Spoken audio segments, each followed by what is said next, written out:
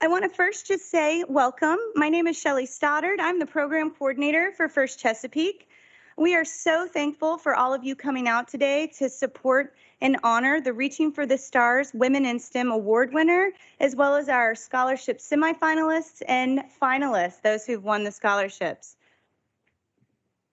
Our agenda today is full of celebration and insight, and as we begin, I would like to introduce Dean Roberts, our First Chesapeake Chair, to welcome everyone here today. Thank you.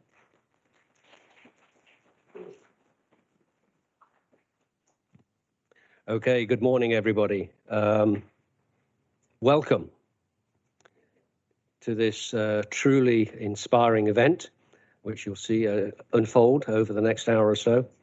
This is, for me, this is one of the highlights of my year, to recognize, young women that are going to change the world.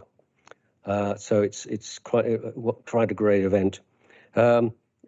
Specifically, we're here, as you know, to recognize Dr.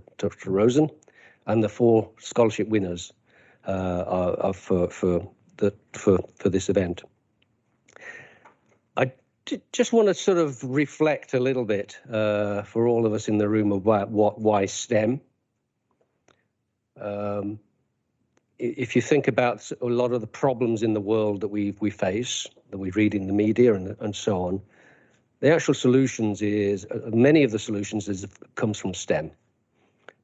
Having an educated, a logical, a rational, a deeper understanding of the things that make things work and of leadership is really important. And that's what we do at First Chesapeake.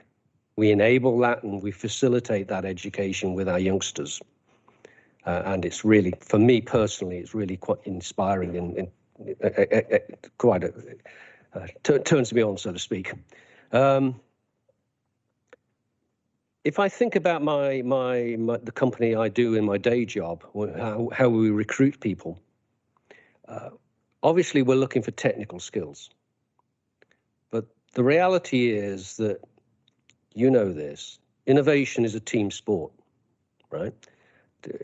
A lot of the stuff, the press coverage we see is about personalities, but us in the industry and around the various organizations that we're represented in this room, we know that innovation is a team sport, and that's what we in First Chesapeake facilitate, and that's why it's not just about robotics; it's about building teams. The other thing that we have the technical thing, we think about recruiting, we think about team. We also think about diversity. There's a lot of management theory and a lot of research out there that says, and we see it in action, diverse teams produce better results. So it's not about, it's about being fair to the people we don't normally see in teams. It's economic logic, because you want to have better results, so have diverse teams. It's wonderful to be a part of an organization that facilitates that.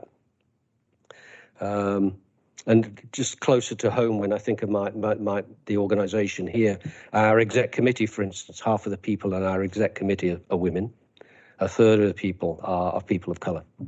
So we try to, we've got some work to do, where we try to sort of pass the theme right through our organization. I don't want to talk too much now because it's more about celebration, but I do want to thank people that have made this today happen, particularly our sponsors at Leidos, who provide us the facility and have been great friends of us over the years. Dominion Energy, thank you so much. And Canon Virginia as well. Thank you so much. And I hope I've captured all the big sponsors. Thank you. Thanks, Scott. The other thing I would do hopefully you saw some of the demonstration teams. That's what they do, what they produce, but they do a lot more. They build teams in the background that is really quite inspiring. Final few thanks to our volunteers, mentors, and coaches that do the day-to-day stuff of encouraging youngsters to facilitate what we do, or what they do rather. And a really important shout out to our staff at First Chesapeake. Many of you don't actually see them, but we have a small team that are incredibly passionate about their work, and there's a lot of workload on them this year. We have 40% higher number of events that we're running this year than we ran last year. 40% with the same team, and they are incredibly busy and worked. And it just for those of you who are here, staff members, the board appreciates what you're doing, and thank you so much. I'll shut up from now on, and let me hand it over to the celebration of women in STEM. Thank you very much.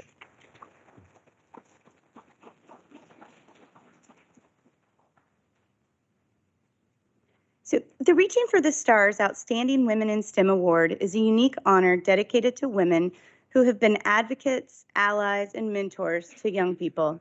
Award winners are those who have made advances and achievements in their careers, as well as influenced young women to pursue education and careers in the STEM industries. I would like to welcome Robert Franciscini up to the front to introduce our award winner today and present the award.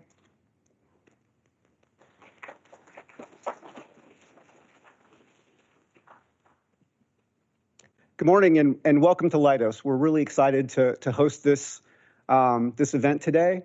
You've heard Dean say the word inspires many times. I think you're going to walk away from this discussion really inspired. It's my honor to introduce the recipient of the Reaching for the Stars Women in STEM Award, Dr. Julie Rosen. And I have had the opportunity over the last 6 months or so to help Julie as she's been kind of transitioning into her retirement from Leidos. And each time I kind of get up, she says to me, "Don't make me cry." so we'll see how I do. Yeah. I'd like you to think about Julie in kind of 3 big words, right? Pioneer, champion, and cultivator. So pioneer, Julie's done original work in her career with practical application. So she spent a lot of time working on inference modeling to help people make better decisions, resulting in a software product that was released out to a lot of customers and commercially available.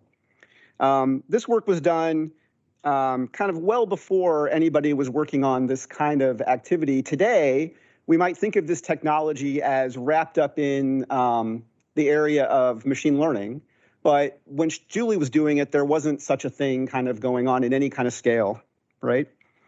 So just think about that for a second, right? She's done some amazing pioneering work with practical application.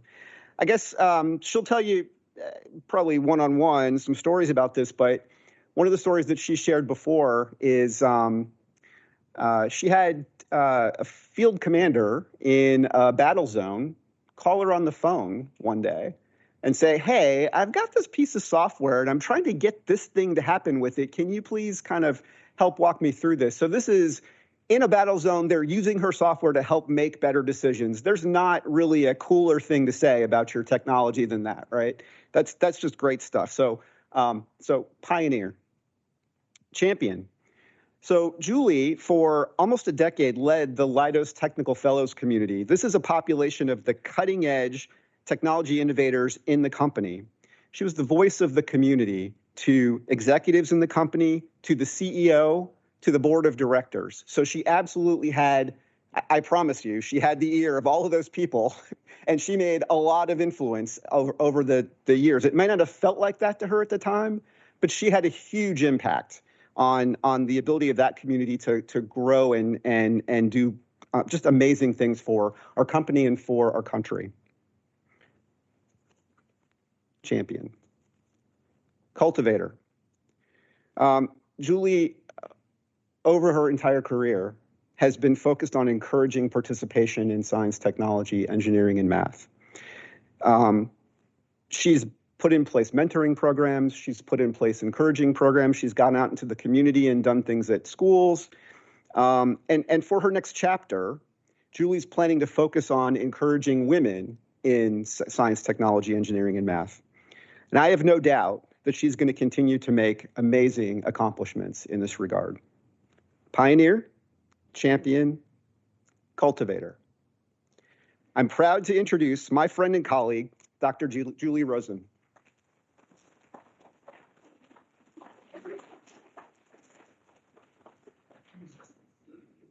So he did make me tear up. He wins the challenge. Oh, sorry. Lovely. Where's the, do we care?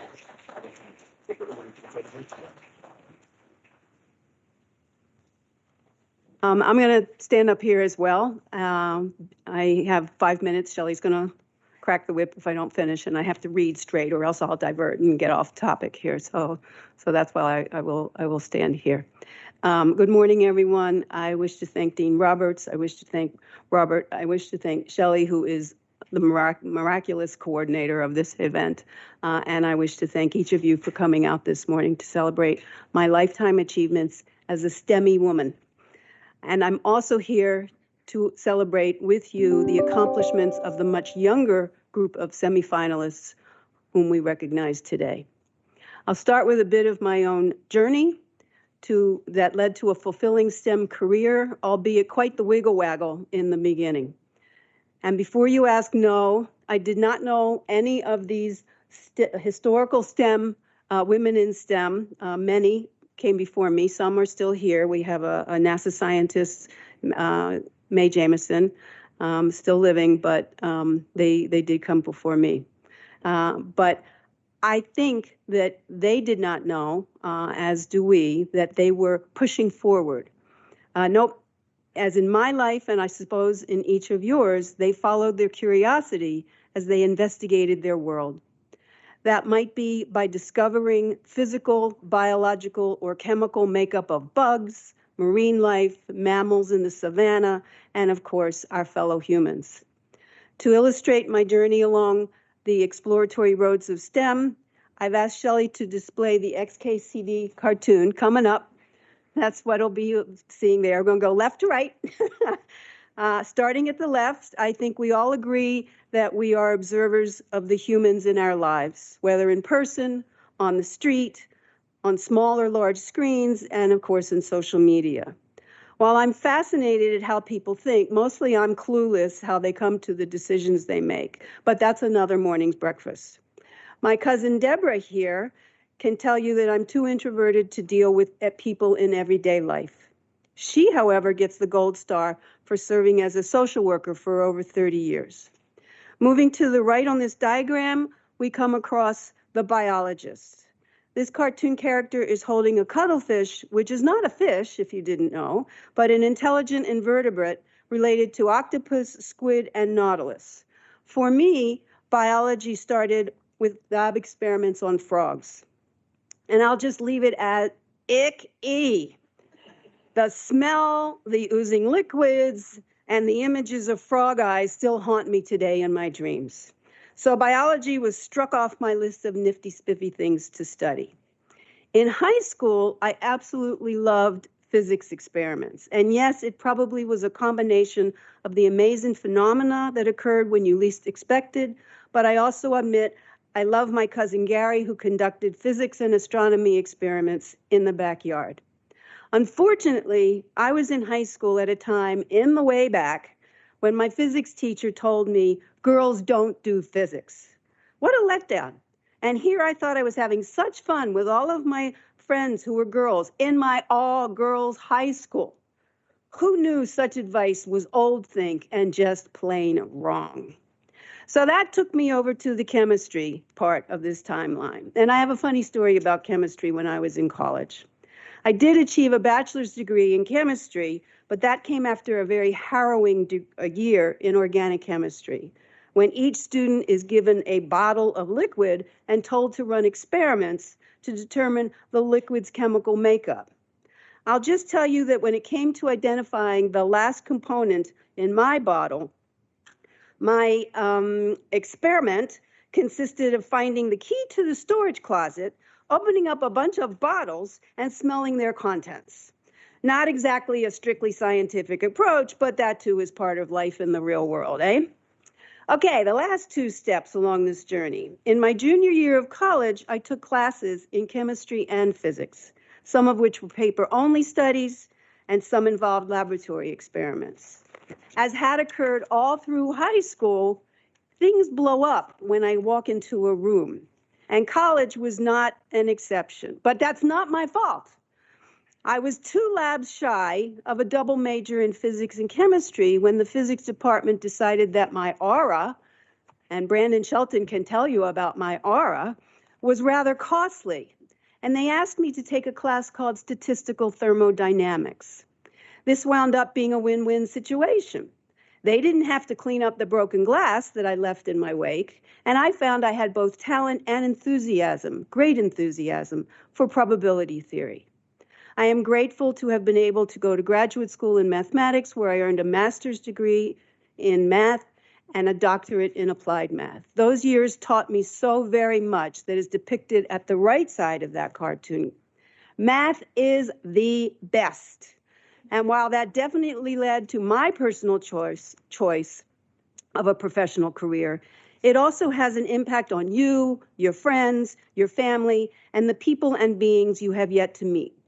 In all of its many subfields, math allows us mere humans to understand how the many diverse and uncertain elements in our world come together to explain the past, explore the present, and inform our future.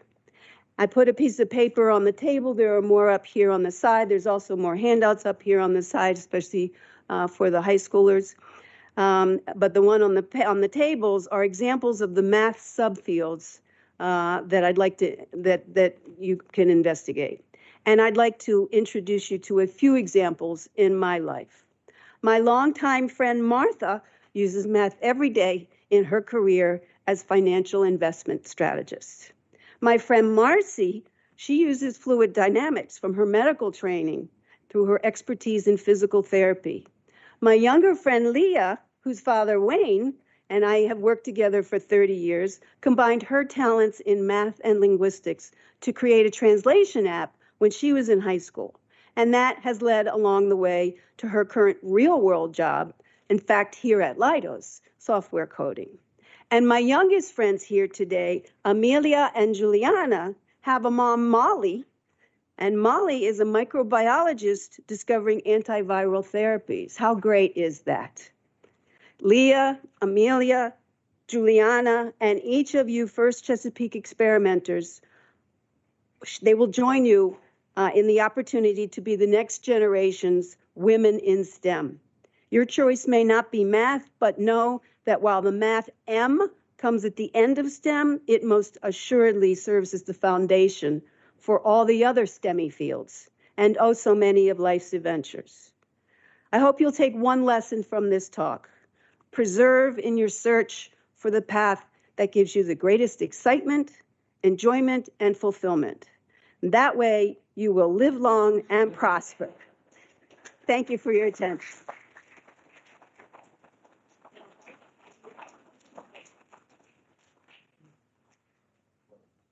All right, so now we come to the next portion of our event today, which is a panel discussion. So I would like to welcome our panelists up to the front, Dr. Julie Rosen, Tiffany Gosine, Kathleen Naher, and Vanessa Woodson. If you guys would come to the front for our panel, everyone, let's give them a round of applause.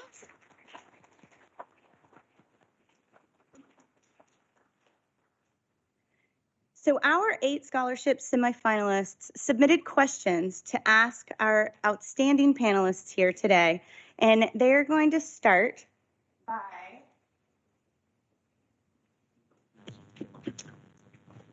asking individual questions to each of our panelists. Our hope is to get through at least 8 questions so that every young person has the chance to get one of their questions answered.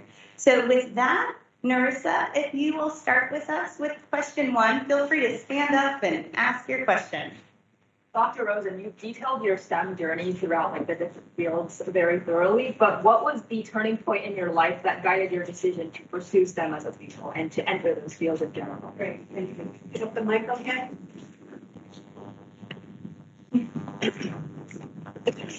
Hello? Yes. Thank you, Narissa, for the question. As you can see, I had quite a steady state learning or a steady state trend. Starting as a child, my dad was an accountant, and everybody said, well, you'll be like your dad and you'll take math, but never, ever thought I would take math. I was not an artist.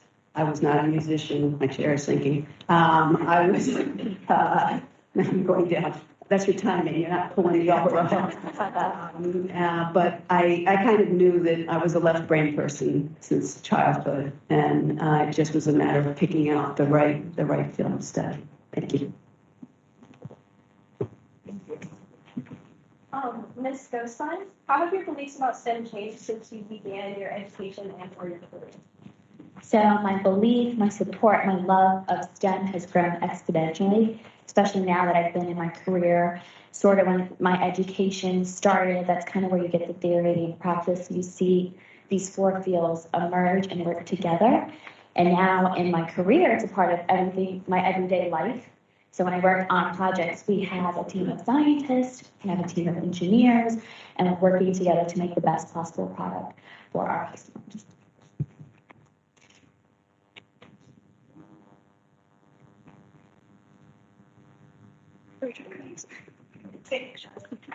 Ms. Naher, what is the best advice that you could give a college female student as they're preparing for their career? So this one, I could go on for a long time. So I have had a 30-plus year career in government and then recently joined Leidos. So when I was asked this question, I went back to how I thought when I was in college and then what I would have known then that I do now. So the first thing I would offer is to be a risk taker, which I was not.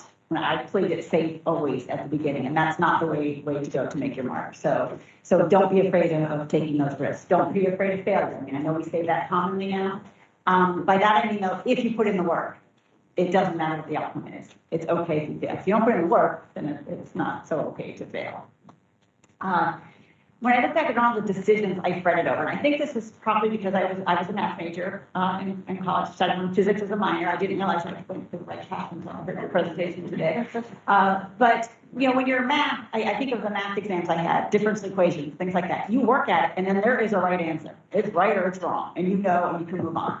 The real world was not like that when I entered it. The decisions I had to make, I was, analysis paralysis many times, thinking I needed more information. I needed, that last piece, and then I would make the right decision. There isn't the right decision in the real world. There's a decision based on the facts you have now, and then you have to be able to course correct. You have to be able to continue to get more information in and decide if that was the right path or not. You're never going to find that right answer if you wait for it. Embrace the unknown. I love surprises. So don't be afraid to open that door and just see what's behind it. Have a broad network. And by this, I mean your peers. Obviously, they're going to get you through college. They're going to get you through those first years of life. But you're going to need mentors. You're going to want people that you can mentor yourself. You want someone who might sponsor your career. You want people who know more than you and people who know less than you in your network, and then use them. Ask for help when you need it. Build that network before you need it, so that you'll have it to rely on. And then I'll end with just three simple things I think that make a difference when you're starting your career, when you're starting a college class, when you're starting a job 30 years down the road. It's just to show up, bring yourself every day, listen more than you speak, and watch others. Watch the room. See who's the leader in the room. See how people are reacting to that leader. I think that if you then gauge your actions based on how others in the room, it can lead to success. Thanks.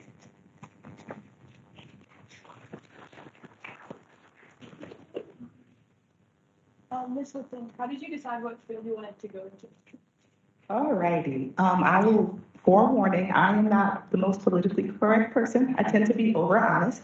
I think it is the most helpful as well, so I don't want to waste your time here and your learning opportunities. So I will say I came from humble beginnings, and I just wanted to make money. I mean, that's just the realistic, and I knew I was really good at math, and I knew I was really good at science. So I went on Google, and I'm just like, well, how can I use math and science to make money and not be in school for 30 years? And they were like, be an engineer. And I was like, okay. So I got into the field of electrical engineering specifically because it was broad enough. You know, you learn coding, you learn, power, transformers. It was all these different skills that I could learn and figure out what I wanted to do with it next. I have never been a professional engineer. I actually went and fell in love with the computer side and went to network security and cybersecurity. So I spent 8 years at Dominion Energy in that space in IT, which is that T in STEM. So I guess it still all worked out. But for me, I just knew that I was really book smart. I wasn't the person, I still to this day cannot color in between the lines. So I knew I was not an artist. I only sound good in the shower, so I knew I wasn't a singer. So there were just certain things that I'm just like, what am I good at? And I'm just like, I'm a nerd. I love math. Like I always say when I retire, I'm going to go be a math teacher. Like that's what I want to do. So I'm like, how can I use that and still get to the point in my life where I can be financially independent, support my family, give my parents the life that they have not had the chance to have. And that's really what led me to my decision, to be honest.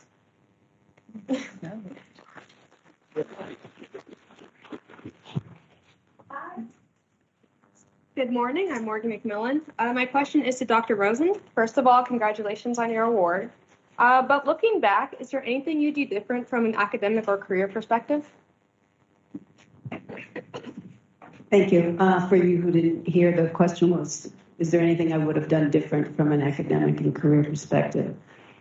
I came up in a time where there were not many women. You had to really go far, get all your credentials on board before you actually tried to get any recognition. If I had been born later, as you are, definitely would not have just stayed in school the entire time. You do have to come out with a bachelor's degree if you're going to do most STEM stuff. But then I don't think I would have stayed in grad school. I would have returned because you get to learn a whole lot more research. But I think there is a combination of summer internships, which colleges permit you to do. In fact, they encourage you to do when you're in college. I would get as quickly into the real world as possible, the operational world as possible. And that will help you figure out what subfield you want, what specific contribution you want to make. Near and dear to my heart has always been who am I helping? What am I trying to do? Am I being successful in accomplishing, making the world a better place, one-on-one if I have to do it? And that doesn't happen so much in the ivory tower. If you think it's political on the Hill, man, you have never been inside a mathematics board meeting. It'll kill you. That's the time I said, no way, I'm ever going into academics. I'm not going to be a professor. But I think I would, if I were doing it today, I would encourage you to get a real look at what the work environment looks like, and then you get to figure out what piece part you want after that. Thanks for the question.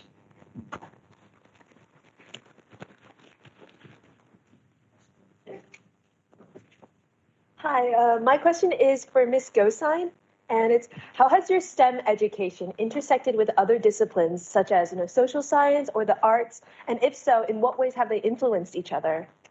Yeah, so I focus primarily, I'm a scientist at Canyon, Virginia, so I'm more on the technical side, working with the engineers, developing the assay, developing the box that the assay will go in.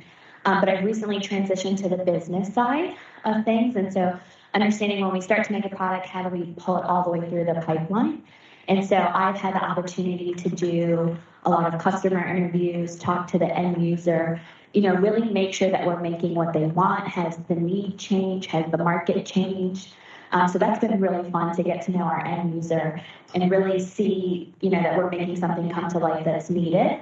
And I've also worked on the marketing side of the product as well. So understanding the marketing landscape, who are our competitors and, where are we going to enter into the market, and doing a lot of market research that way, whether that's through reading market reports or going out into the industry and getting to know the big players and what the needs are in the market. And I really loved it so much that last summer I completed my MBA at William & Mary, and so that has been a nice marriage of my technical and now my business background there.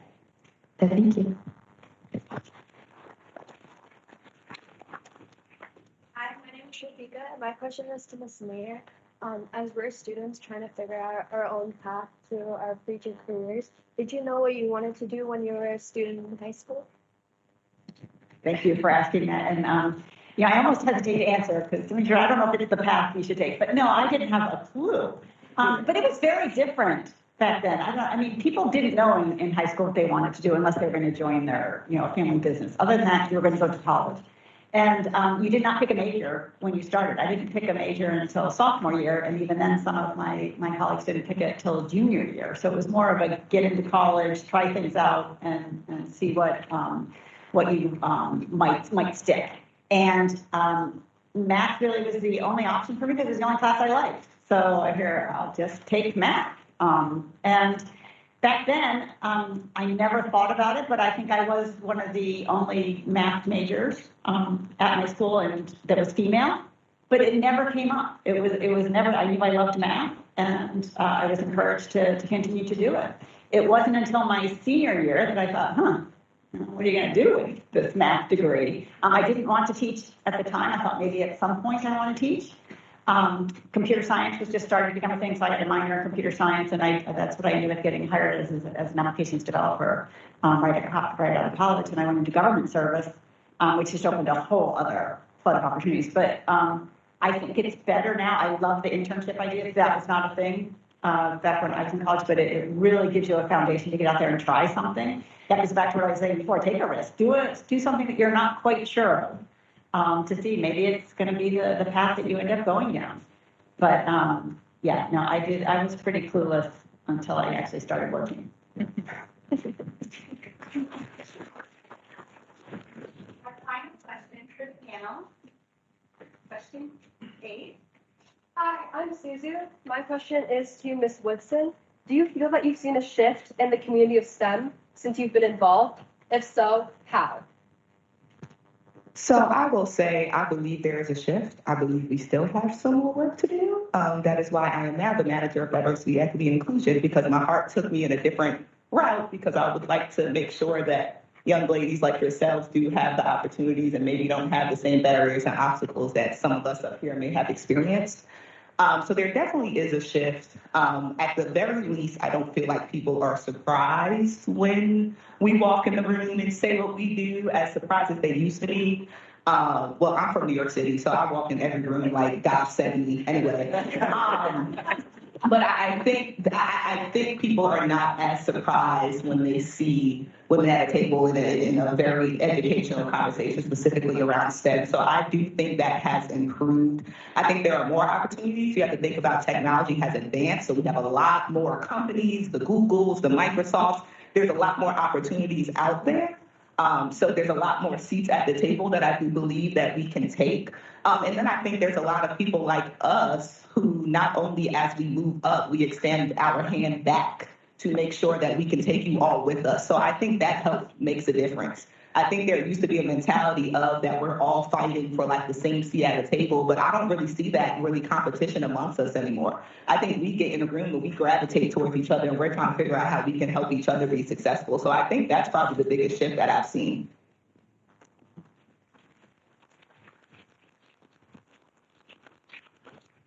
Thank you, panelists. That was wonderful. Let's give another round of applause.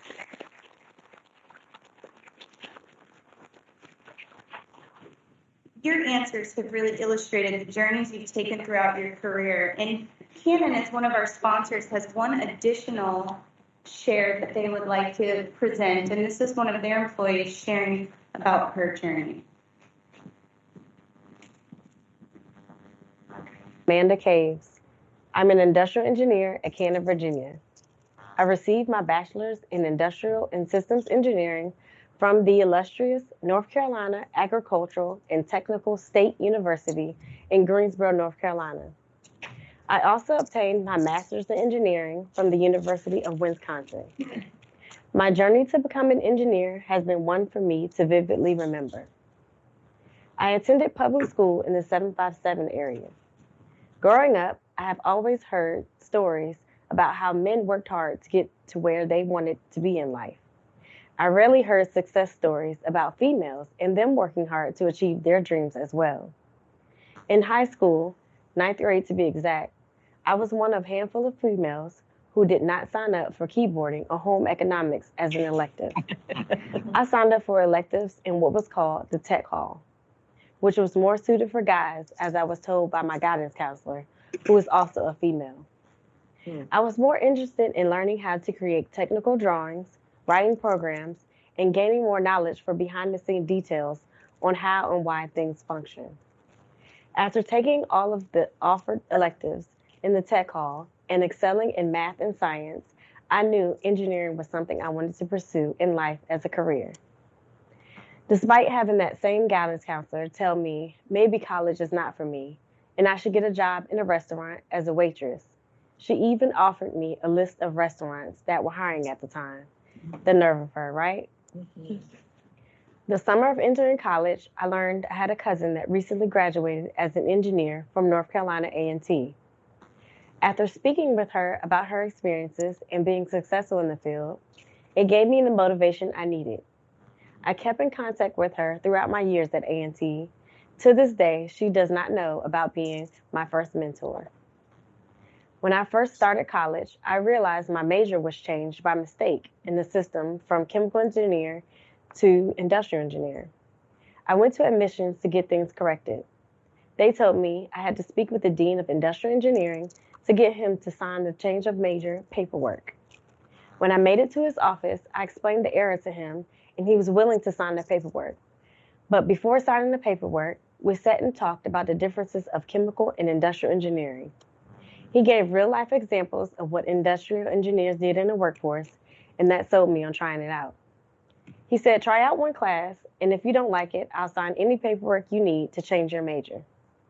Needless to say, he taught one of my senior classes, and we laughed about our first encounter. All classes for my major were predominantly males. I was already used to this classroom setting from high school, so that potential barrier did not bother me as much. In fact, I think it helped me grasp the information because I was not uncomfortable with the atmosphere and was familiar with technical terms. Entering the workforce after college, new challenges came about regarding my age and race that caught me off guard. Luckily, I was able to have mentors in the engineering field and throughout the company that was able to be a listening ear and provide meaningful guidance to overcome those challenges. My unsolicited advice to you all would be, don't allow anyone to discourage your dreams. Prove them wrong by being your best self. Believe in yourself, and trust me, females make differences in STEM every day.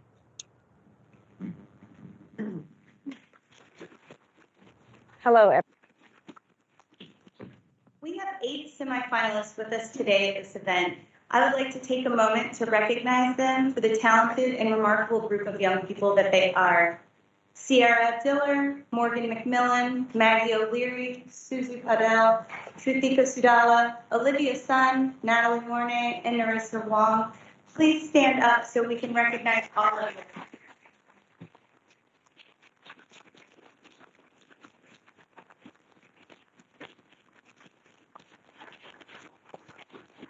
Now I would like to introduce Mr. Doug Lawrence, Vice President of Nuclear Operations and Fleet Performance at Dominion Energy, to introduce our scholarship award winners for this year.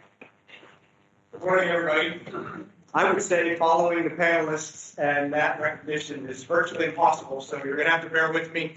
I'll stay behind the mic, excuse me. Doug Lawrence, I'm the Vice President of Nuclear Operations and Fleet Performance for Dominion Energy. I'm also proud to tell you that I serve as a Board of Directors member for First Chesapeake. And in that capacity, I've had the opportunity to judge a robotics competition, and I've been on the scholarship interview panel 3 times running now. And when you get opportunities like that to interface with some of these folks that are in the room today, it gives you an appreciation for just how remarkable some of the young people in our world are today. If you are concerned about our future, I strongly suggest that you spend some time today with those 8 ladies that just stood up and we recognize. I'm here with you this morning because Dominion Energy and the Dominion Energy Charitable Foundation has had a long relationship with First Chesapeake. Vanessa will tell you that Dominion Energy, we want to be the most sustainable energy company, not just in the United States, but on the planet. That's a pretty high bar to set. That means every day we're looking at ways that we can improve the environment, and we can not only improve the environment, but improve our society. How do we do that?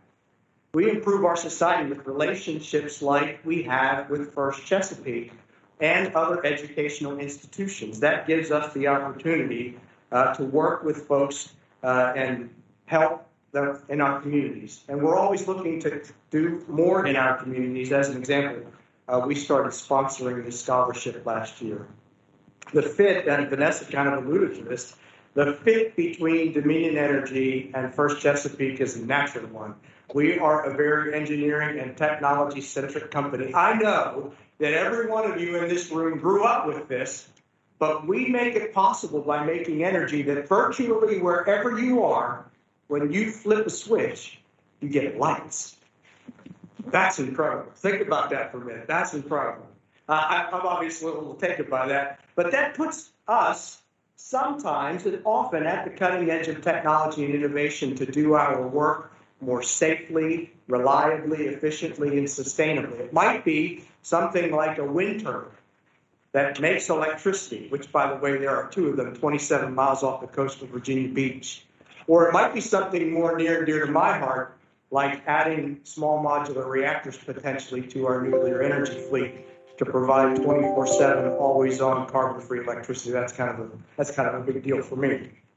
Think about that, though. That's what our participants in First Chesapeake and First Robotics do all the time. They have to build robots. They're given an opportunity through that competition to figure out how to make a robot shoot a basketball or drive autonomously through a course. They solve complex technical problems using innovation and technology and creativity. That's why it's a perfect natural fit for Dominion Energy and First Chesapeake. While I say all of that, I do want to acknowledge and we recognize in Dominion Energy that, and Vanessa talked about this, that in energy, women are underrepresented. We're doing a lot in our company, and Vanessa is a part of that, to improve the diversity, inclusion, and equity in our company. And I'm pleased to tell you that we're making progress, but we have a lot more work to do. And one of the ways that we can improve that is by drawing folks, drawing women, drawing diverse candidates into STEM fields through things like scholarships, which we're here to talk about today. By drawing women into STEM, that gives them the opportunity, as Dr. Rosen did, to pursue their passions. It may be mathematics, but it might be technology, engineering, and science as well, although math is first, right? And I will tell you, just personally, the opportunity to participate in the last 3 scholarship interviews has been very rewarding, very personal. So Shelley, I'm already volunteering for the next one if you'll have me. I heard, and we heard, as we've interviewed many of the amazing young women that we've had an opportunity to meet, I've heard these things. I was the only girl in the room. I heard I was not encouraged to participate. I heard I was shy, and I was afraid to speak up until or before they came first. First gave them those opportunities to do all those things that I just said. Realize their passion for STEM, engage and participate, speak up and hear their voices, help them. I'm sure their parents have a lot to do with this too, but help them become the amazing young women that they are. So if you are affiliated with First Robotics or First Chesapeake, you should be very proud of that. I know I am. Let's talk about the scholarship. There were 48 applicants for the scholarship this year, and the First Chesapeake folks had the very difficult task of reducing 48 to 8. So the 8 fine semifinalists are in the room. Being in that category, we all should be very proud of ourselves. That is a significant accomplishment and a high honor, and you should be very proud of yourself. So that means Shelley gave us the opportunity to reduce that from 8 to 4, which I would say was an equally difficult task. So let me introduce you to the 4 scholarships. Oh, okay, sure. Do I need to do something? No. Okay. All right. Morgan McMillan, please come up. So, as we met Morgan and had the opportunity to interview Morgan, it was clear to us that Morgan sets no bounds or no boundaries as she looks forward to her career. She talked about not only drawing people to STEM and drawing people to robotics, which obviously that's music to all of our ears. But she also told us about she sees her career in the future with mechanical engineering, the Naval Academy, and the FBI.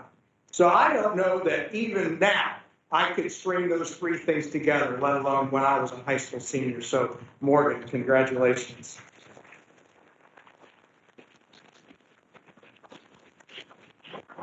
Suzu, would you please join me up here?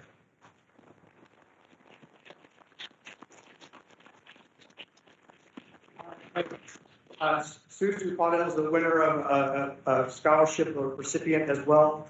Suzu told us during our interview of her envisioning using some of the skills that she's learned in robotics to design a pen, a robotic pen that can help people with disabilities or people with diseases such as Parkinson's to be able to write more easily. So that's a remarkable insight, and I want to thank you, Susan, for that.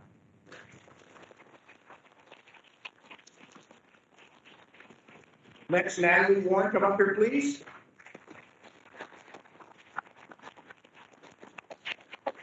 Natalie told us during our interview that she expects to be or wants to be an educator. She wants to give back, which is super cool. However, that's not the only thing that hit us. In fact, she actually tugged at my heartstrings in the interview. She's already giving back. She volunteers a lot with First Lego League, the FLL, the entry-level robotics. So she is out in the community. She is helping diverse people, including people with disabilities, participate in robotics, and that's moving. Thank you. All three fantastic young women are recipients of a $1,000 scholarship, and that allows me to introduce our last one. Olivia Sun, please come up here.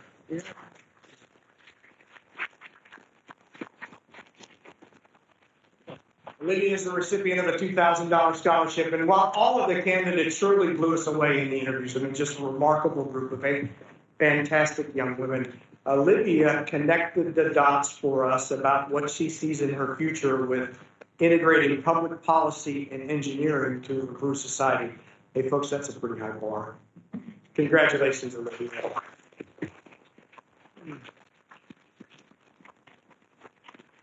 So if you allow me just one more opportunity to say one more thing, and I promise I'll go to the next show. For the 4 scholarship winners and the other 4 that participate, please don't let anybody tell you that you won this scholarship, because you didn't win it. You earned it. In Dominion Energy, one of our core values is excellence. We hold employees in high regard that seek excellence and have high standards like the 4 of you. So we are all very proud of your accomplishments.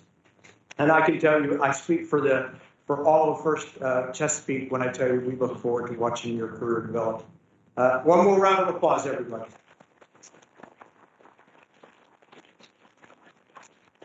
Thank you.